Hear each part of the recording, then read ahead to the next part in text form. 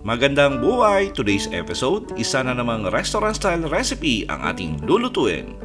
Stir-fried tofu and green beans. Umpisan muna natin sa pagpiprito ng ating tofu at hiniwa lang natin yan sa katamtamang laki. Yung tamang-tama lang na isang subo. Gagawin natin dito ay piprito natin for about 6 minutes. After 3 minutes, balik na rin natin para other side naman yung mapiprito.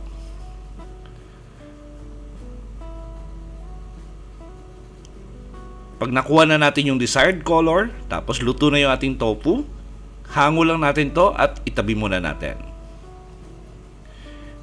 Tapos magpainit lang ng konting mantika sa ating kawali, tapos gisa muna natin yung ating bawang at yung bawang natin ay chinap natin yan ng medyo pino. Tapos mas masarap yung ating stir fry pag medyo marami yung bawang na gagamitin natin. And by the way, para sa kumpleto at tamang timbang ng ating recipe for today, sinulat ko po sa description box.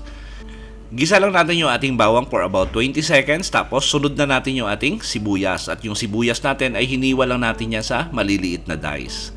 Tapos sangkot siya natin hanggang magbago yung appearance ng ating sibuyas at yung naaamoy nyo na yung bango nito.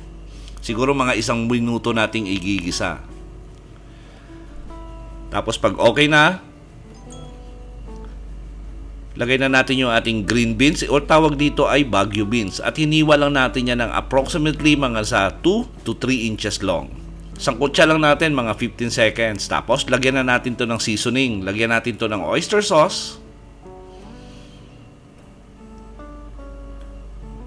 Lagyan natin to ng soy sauce. Tapos lagyan natin ng liquid seasoning. At lagyan natin ng maraming pamintang durog. At masarap yan pag medyo marami-rami yung pamintang durog na ilalagay natin. Tapos haluin lang natin para lalo pang sumarap yung ating seasoning na nilagay. Tapos lagay tayo ng konting sauce. Lagay tayo ng konting tubig, mga kalahating baso. Tapos gagawin natin dito ay isi-simmer lang natin for about 2 minutes. Then after 2 minutes, medyo half done yung ating green beans. Ngayon, nasa inyo po yan kung gusto nyo ng medyo malambot, extend nyo na lang. Nilagay na natin yung ating piniritong tokwa. Tapos haluin natin. At maglalagay tayo rito ng pampalapot.